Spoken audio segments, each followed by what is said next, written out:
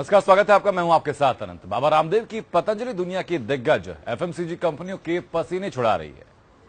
बाजारों पर सालों से राज कर रही मल्टीनेशनल कंपनीज परेशान है। आखिर बाबा रामदेव के प्रोडक्ट में ऐसा क्या है जो दुनिया उनकी दीवानी हुई जा रही है? जाहिर है कि लोगों में बाबा रामदेव के प्रति विश्वास ही है जो उनके पतंजलि प्रोडक्ट को शुद्ध और सुरक्षित मान रहे हैं। लेकिन ऐसा 100% नहीं है। बाबा के उत्पादों में भी खोट है। हाल ही में हुए लैब रिपोर्ट तो कुछ इस ओर इशारा कर रहे हैं।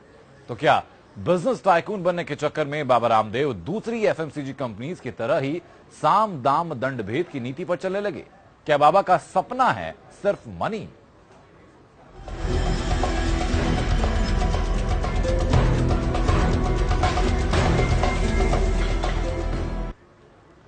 बाबा रामदेव ने जब योग का अलग जगाया तो भारत समेत दुनिया उनकी दीवानी हो गई। स्वामी रामदेव ने योग को नए ढंग से परिभाषित किया। योग के आसनों आम लोगों के हिसाब से सरल बनाया। बाबा का ये फॉर्मूला हिट हो गया और लोग उनके मुरीद हो गए। आम लोगों के बीच बाबा रामदेव की साख बन गई। लोग बाबा रामदेव पर भरोसा करने लगे। बाबा ने योग के साथ पतंजलि के उत्पादों को बाजार में उतारा तो लोगों ने बाबा पर भरोसे की वजह से पतंजलि के प्रोडक्ट्स पर भी भरोसा लिया। लेकिन हाल ही के दिनों में पतंजलि के प्रोडक्ट्स पर जो आरोप लगे हैं उससे यह विश्वास दरकने लगा है।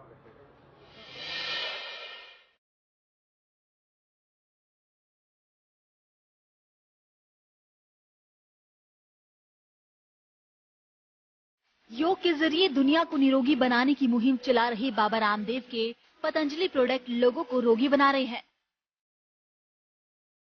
ये हम नहीं बल्कि इसका खुलासा एक आरटीआई के जरिए हुआ है।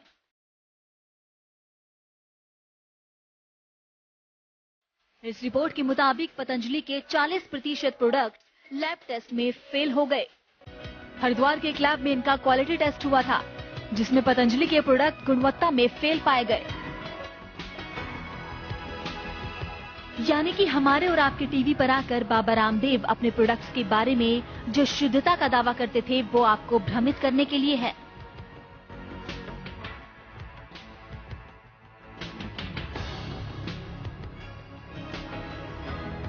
लैब से रिपोर्ट्स आए हैं वो बाबा रामदेव के दावे को खारिज कर रही है।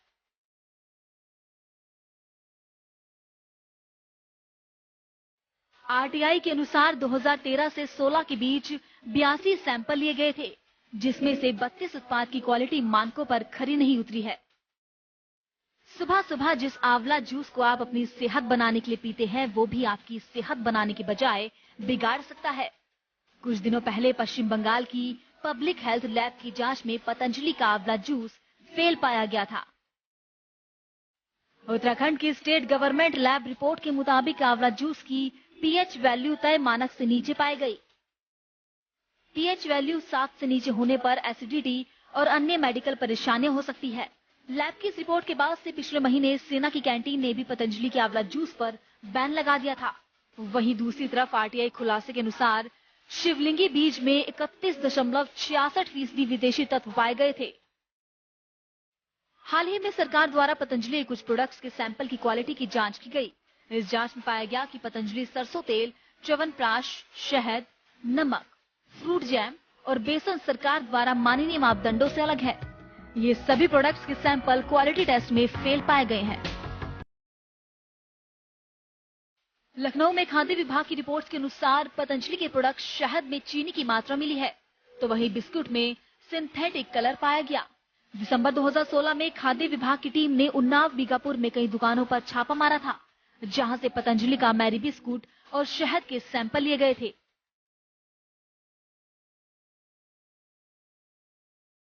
सैंपल जांच के लिए लखनऊ लैब भेजे गए थे। 6 महीने बाद आई जांच रिपोर्ट ने सभी को चौंका दिया। दोनों सैंपल्स की जांच रिपोर्ट मानक के विपरीत पाए गए।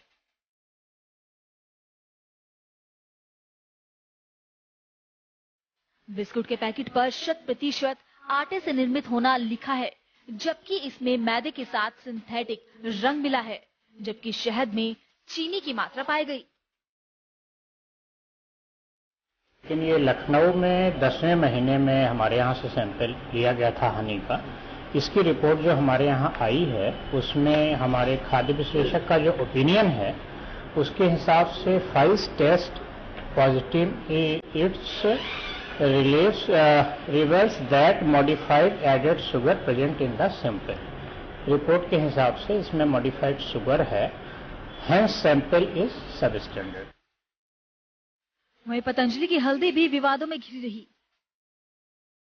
बाबा रामदेव की शुद्धता के दावों की पोल उस वक्त खुल गई जब खाद्य विभाग ने पतंजलि की हल्दी का सैंपल 2016 में उत्तराखंड के भगवानपुर से स्टोर में लिया था। इस सैंपल को जांच के लिए रुद्रपुर लैब भेजा गया था। लैब की जांच रिपोर्ट में हल्दी में नमी और कुछ तत्व मानक से अधिक पाए गए और इससे पहले पतंजलि के बेसन भी क्वालिटी टेस्ट में फेल हो चुका है।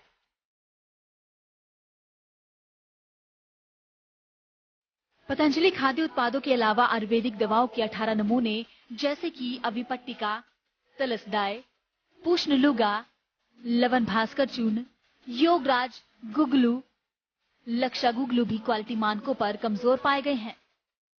पतंजलि अपने प्रोडक्ट्स के लिए लगातार विवादों में बनी हुई है। पिछले साल दिसंबर 2016 में भी बाबा रामदेव की पतंजलि आयुर्वेद पर हरिद्वार कोर्ट ने 11 लाख रुपए का जुर्माना लगाया था।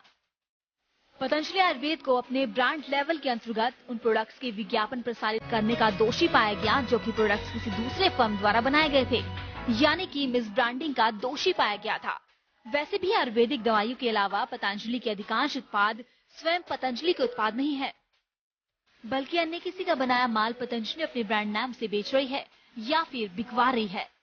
फिर भी ये सभी प्रोडक्ट्स बाजार में धड़ल्ले से बेचे जा रहे हैं। 100% हर्बल और 100% नेचुरल के नाम पर जनता को बेवकूफ बनाया जा रहा है। Bureau reports, APN।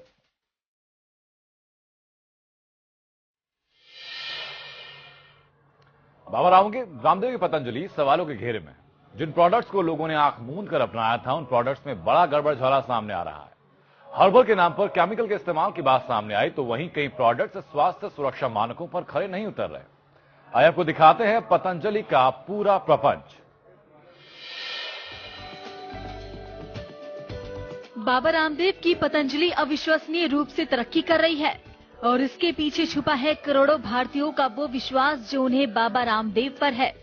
जब बाबा रामदेव टीवी पर आकर हमसे पतंजलि के उत्पादों को शुद्ध, सुरक्षित और सस्ता बताते हैं तो कोई वजह नहीं बनती कि हम उन सामानों को ना खरीदे। लेकिन सब कुछ वैसा नहीं है जो बिजनेस गुरु बाबा रामदेव बता रहे हैं। अब आप पतंजलि के बनाए प्रोडक्ट्स को गौर से देखें तो कहानी कुछ दूसरी ही नजर आती है। सबसे पहले बात करते हैं पतंजलि के बनाए प्रोडक्ट केश कांति तेल की। हम और आप इसे हर्बल तेल मानकर खूब इस्तेमाल करते हैं, लेकिन क्या केश कांति तेल सचमुच में हर्बल है? चलिए इस तेल के डिब्बे में लिखे कंटेंट पर गौर करते हैं। डिब्बे के ऊपरी हिस्से में इस तेल में मिले हर्बल तत्व का जिक्र किया गया है। आमतौर पर हम सभी ऊपरी हिस्से पर साफ अक्षरों में लिखे कंटेंट्स को ही पढ़कर समझ लेते हैं कि ये तेल हर्बल है, लेकिन हकीकत इससे जुदा है। जरा इस डब्बे के निचले हिस्से पर लिखे कंटेंट को भी पढ़े। यहाँ इस तेल में इस्तेमाल किया गया जिस तत्व का जिक्र किया गया है वो हर्बल ना होकर केमिकल है और इस केमिकल का नाम है मिथोलाइसोथाइजोलियोल। ये वो केमिकल है जो शरीर में एलर्जी और नर्व को डैमेज करता है। केशकांति तेल में दूसरा जो केमिकल इस्तेमाल किया जा रहा है वो है सॉर्बिक एसिड। सॉर्बिक एसिड त्वचा के लिए जहर का काम करता है।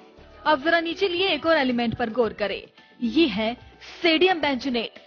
सोडियम बेंजोनेट शरीर में कैंसर पैदा करता है।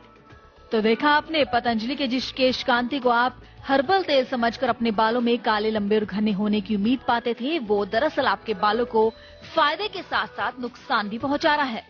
यहाँ हर्बल के नाम पर केमिकल का भी इस्तेमाल किया जा रहा है। तो चलिए अब आपको पतंजलि नूडल्स की हकीकत से भी रूबरू कराते हैं।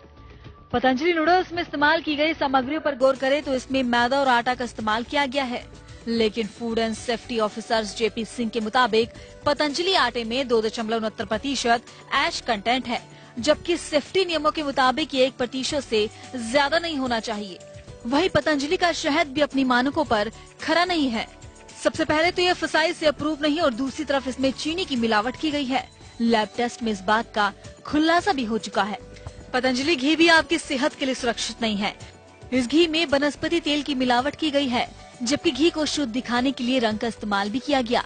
इसलिए जब भी आप पतंजलि के शुद्ध घी लेने के लिए बाजार जाएं तो इसे पैकेट में लिखी सामग्री पर जरूर गौर करें, ताकि आपकी सेहत के साथ कोई खिलवाड़ न कर सके। पतंजलि के त्रिफला चूर्ण में तो हद ही हो गई। इसके डिब्बे में तो इस्तेमाल की गई सामग्री का कोई जिक्र ही नहीं है। तो चलिए, ये तो बात हुई पतंजलि के बनाए प्रोडक्ट्स के धोखे की, लेकिन पतंजलि आपके साथ इससे भी बड़ा धोखा कर रही है, जिससे आप पूरे तरीके से अनजान है। आप जिस बाबा रामदेव और पतंजलि पर भरोसा करके इनके प्रोडक्ट्स आंख मूंद कर खरीद रहे हैं, उसमें भी बड़ा गड़बड़ झाला है। आपके भरोसे का फायदा उठाकर पतंजलि आपके साथ विश्वासघात कर रही है। दरअसल आप जिस प्रोडक्ट को पतंजलि का प्रोडक्ट समझकर खरीद रहे हैं, उसमें से कई तो उसके प्रोडक्ट्स ही नहीं है, बस कंपनी उसकी मार्केटिंग ही कर रही है। यानी कि ये प्रोडक्ट किसी दूसरी कंपनी से बनते हैं और पतंजलि इस पर अपना नाम लिखकर आपको बेच रही है। अब पतंजलि के बिस्किट को ही देख लीजिए। आप इसे पतंजलि का समझकर खरीद रहे हैं, लेकिन इस बिस्किट को बनाया है सोना बिस्किट प्राइवेट लिमिटेड ने। तो देखा आपने पतंजलि ने कैसे आपके साथ धोखा किया। तो अब वक्त है संभल जाएं और अपनी अकल लगाइए। सिर्फ किसी के भरोसे पर ही सामान ना खरीदे, बल्कि जागरूक ग्राहक बनकर खुद को धोखे से बचाए। Bureau report, APN। पतंजलि के प्रोडक्ट्स की मांग देश ही नहीं बल्कि विदेशों में भी है, लेकिन बाबा रामदेव के प्रोडक्ट्स पर हाल के दिनों में जो विवाद हुआ है, उससे उनकी छवि पर बड़ा असर हुआ है। देश के कई हिस्सों में पतंजलि के कई उत्पाद लैब टेस्ट में फेल हुए, लेकिन अब से बात देश से निकलकर विदेशों में भी पहुंच गई है। नेपाल में हुए टेस्ट में भी पतंजलि के कई प्रोडक्ट्स तय मानकों पर खरे नहीं उतरे और यही वजह है कि नेपाल सरकार ने पतंजलि के कई प्रोडक्ट्स की बिक्री पर रोक लगा दी है।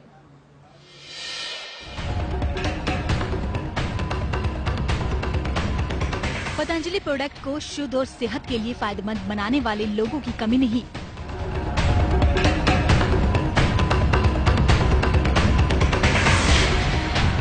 यही वजह है कि पतंजलि के प्रोडक्ट्स बाजारों में धूम मचा रहे हैं।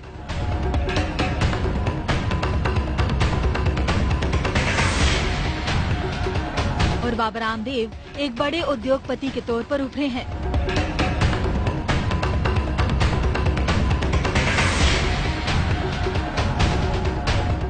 अब बाबा रामदेव की योजना देश विदेश में पतंजलि की फैक्ट्री लगाकर अपने साम्राज्य विस्तार की फिराक में है।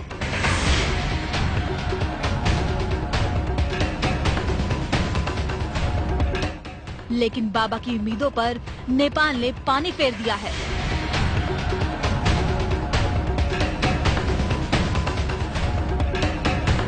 नेपाल में बिक रहे पतंजलि के उत्पादों में खोट पाया गया।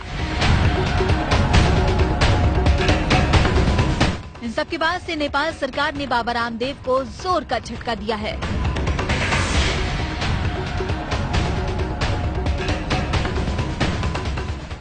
नेपाल के दवा नियामक ने बाबा रामदेव की पतंजलि की 7 आयुर्वेदिक दवाओं को परीक्षण में घटिया पाया है। इसके बाद से नेपाल सरकार ने उनके वापस लेने को कहा। नेपाल में बाबा रामदेव के पतंजलि उत्पादों का बड़ा बाजार है, लेकिन अब नेपाल के दवा प्रशासन विभाग ने एक सार्वजनिक नोटिस में कहा कि उत्तराखंड स्थित दिव्य फार्मेसी में बनी 7 दवाएं परीक्षण में घटिया पाई गई।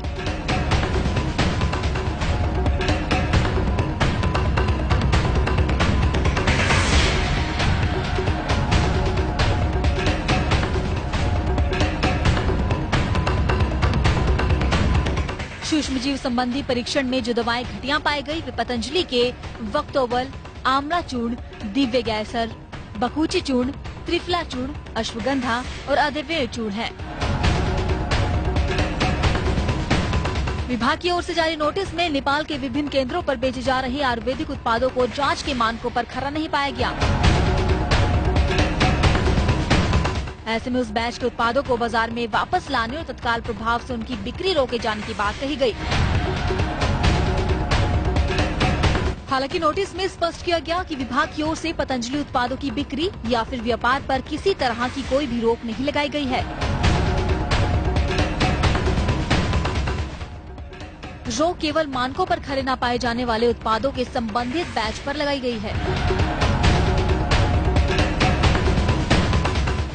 लेकिन सवाल तो साख का है, क्योंकि बाजार तो साख से बनता है और एक बार साख चली जाए तो बाबा के पतंजलि का विदेशी बाजारों में बड़ा झटका लग सकता है।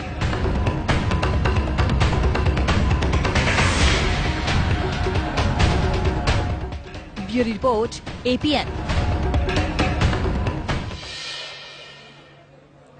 पतंजलि के प्रोडक्ट्स में मिलावट की रिपोर्ट के बाद नोएडा के लोगों का क्या कहना है, ये जाना हमारे संवाददाता गौरव राय ने।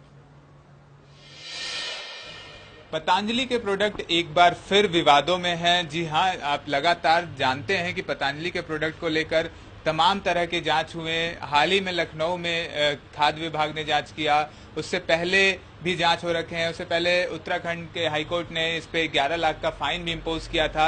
ऐसे में एक बार फिर विवादों में है और जो बाबा रामदेव है, जिनका कहना है कि योग के जरिए निरोग बना जाए, उनके ही प्रोडक्ट अगर विवादों में आए तो कहीं ना कहीं इसका इम्पैक्ट सीधे जनता के बीच में जाएगा, क्योंकि पतंजलि जो है वो लोग यूज करते हैं। और हम आ पहुंचे हैं ऐसे ही एक स्टोर पे पतंजलि के, क्या है इम्पैक्ट और पतंजलि का जो प्रोडक्ट है उसमें बिक्री को लेकर क्या कुछ हो रहा है। क्या पिछले दिनों से इस समय पतंजलि के प्रोडक्ट में बिक्री में कमी आई है? बिक्री में कमी आई है। बिक्री में कमी आई है।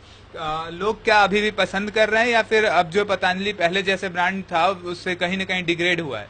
डिग्रेड नहीं हुआ। तो मैम, आप पतंजलि का प्रोडक्ट यूज कर रही हैं, लेकिन पतंजलि के जो प्रोडक्ट हैं वो अभी विवादों में दिख रहे हैं, क्योंकि कहीं ना कहीं एक बार खाद्य विभाग कहें या फिर उत्तराखंड की बात कर लें, या अभी तत्कालीन तौर पर जो सेना की कैंटीन है उसमें भी प्रतिबंध लगाया गया है इनके एक खास प्रोडक्ट को, आंवला जूस को लेकर। ऐसे में क्या लगता है कि योग से लेकर निरोग की बात करने वाले अगर उनके प्रोडक्ट जो हैं वो लोगों को निरोग बनाएंगे तो ये कैसा दिखेगा, देश की तरफ कैसा जा रहा है? इनके जितने भी प्रोडक्ट्स हैं उन जो हमने यूज किए हैं उसमें से बेस्ट स्किन प्रोडक्ट्स हैं, बाकी दूसरे प्रोडक्ट्स बेटर हैं। मैम, बिस्किट के लिए भी बोलते हैं लोग, बिस्किट जो है उसमें सिंथेटिक और वो पाया जा रहा है, ये एक RTI डली थी उसमें आया है रिपोर्ट।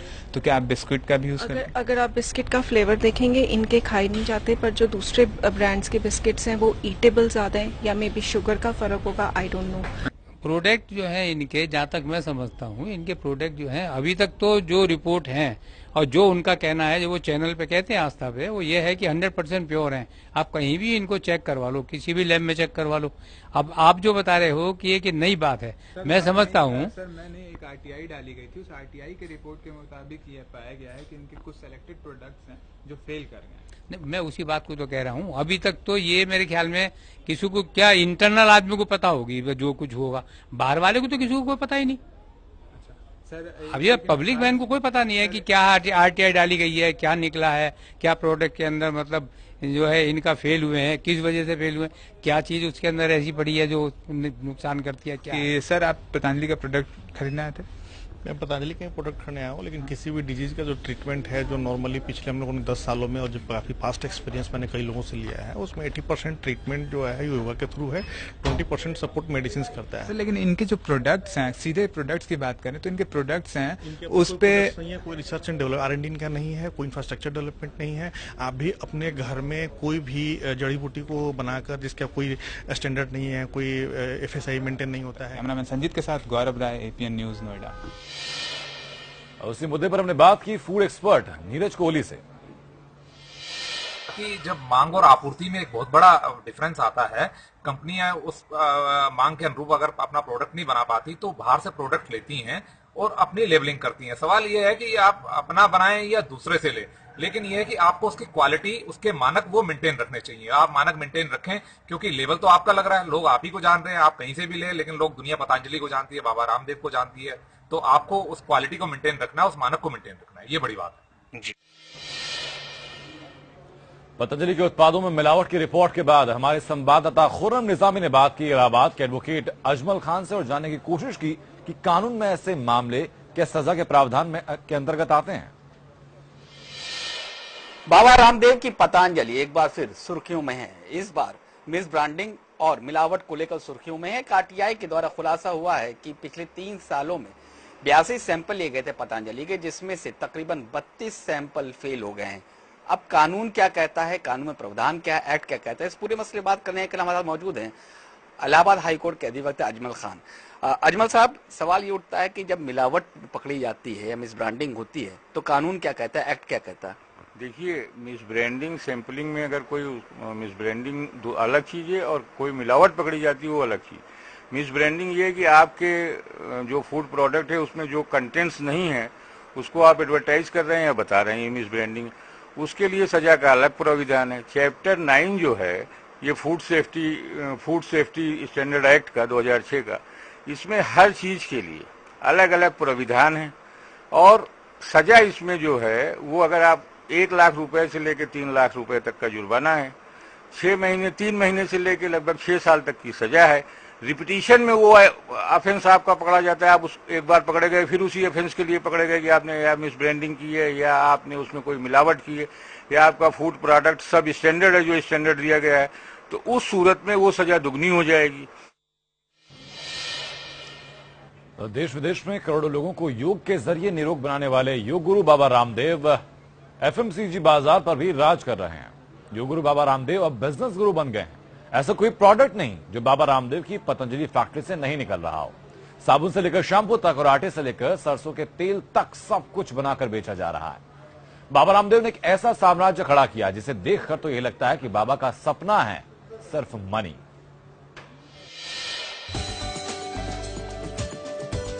साल 2000 तक आस्था चैनल पर योग सिखाने वाले बाबा रामदेव ने अपनी कंपनी पतंजलि योगपीठ के उत्पादों के जरिए करीब 10,000 करोड़ रुपए का अपना साम्राज्य खड़ा कर लिया है।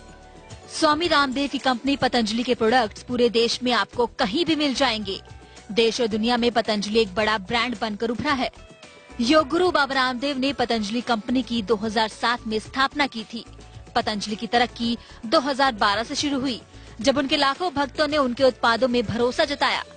पतंजलि ने मार्च 2012 में फास्ट मूविंग कंज्यूमर गुड्स यानी कि FMCG और हर्बल खुदरा बाजार में अपनी धमाकेदार उपस्थिति दर्ज की।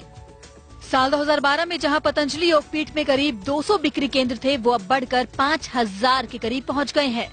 साल 2012 में पतंजलि का सालाना टर्नओवर 450 करोड़ रुपए से कुछ अधिक था, जो कि इस 2013 में बढ़कर 850 करोड़ रुपए हो गया। वहीं तेजी से बाजार में पकड़ बनाते हुए साल 2014 में पतंजलि का सालाना टर्नओवर 1200 करोड़ रुपए के पार चला गया। बाबा रामदेव का बिजनेस दिन दुगनी रात चौगुनी तरक्की कर रहा है। साल 2015 से 16 में कंपनी के सेल्स में अभूतपूर्व उछाल आया। साल 2015 से 16 में पतंजलि आयुर्वेद की कमाई 5,000 करोड़ पर पहुंच गई, जो कि उससे पहले पिछले साल की तुलना में 150% ज्यादा थी। इन सब के बाद से कंपनी ने 2016 से 17 के लिए 10,000 करोड़ के टर्नओवर का लक्ष्य रखा था। पतंजलि ने 31 मार्च 2017 को खत्म हुए वित्त वर्ष में 10,561 करोड़ रुपए का कारोबार किया। अपनी शानदार सफलता से उत्साहित होकर बाबा रामदेव ने इस वित्तीय वर्ष यानी कि 2017 से 18 के लिए लक्ष्य को दोगुना करते हुए 20,000 करोड़ रुपए के कारोबार का लक्ष्य रखा है। यही नहीं, पतंजलि देश भर में वितरण नेटवर्क में वितरकों की संख्या दोगुनी करके 12,000 करने की योजना बना रहा है। पतंजलि की अविश्वसनीय कामयाबी से पहले से स्थापित FMCG कंपनी काफी परेशान है। बाबा के स्वदेशी के नारे ने उन्हें बाजार में चित कर दिया है। महज 7 साल में पतंजलि ने जिस रफ्तार से तरक्की की है, वो खुद उद्योग जगत के दिग्गजों को हैरान कर रही है। आपको बता दें कि बहुराष्ट्रीय company Hindustan Unilever public limited company ने भारत में 1888 से काम शुरू किया था, लेकिन वो भी अभी तक बाबा रामदेव के लक्ष्य के 1/3 हिस्से को भी पूरा न कर सकी। पतंजलि का लक्ष्य देश के पैकेज उपभोक्ता उत्पादों के बाजार के 1/3 भाग पर कब्जा करना है और कंपनी इस दिशा में बड़ी गंभीरता से रणनीति बनाकर उस दिशा में तेजी से काम कर रही है। पतंजलि को अपनी योजना उत्पादन क्षमता 35,000 करोड़ रुपए से बढ़कर 60,000 करोड़ करने की क्षमता है। इसके लिए कंपनी नोएडा, नागपुर, इंदौर समेत कई स्थानों पर बड़ी उत्पादन इकाइयां भी लगा रही है। यानी कि बाबा रामदेव का साम्राज्य तेजी से आगे बढ़ रहा है और सब कुछ जब इसी तेजी से बढ़ता रहा तो वो दिन दूर नहीं जब दुनिया के बाजार में बाबा रामदेव बादशाह बनकर उभरेंगे। लेकिन हाल ही के दिनों में पतंजलि के प्रोडक्ट्स में जो खामियां नजर आई, वो पतंजलि के प्रति लोगों की आस्था को हिला रही है और बाबा रामदेव अच्छे तरीके से जानते हैं कि बाजार में एक बार साख लुटी तो उनके बिजनेस साम्राज्य की लुटिया डूबने में देर नहीं लगेगी। Bureau report, APN।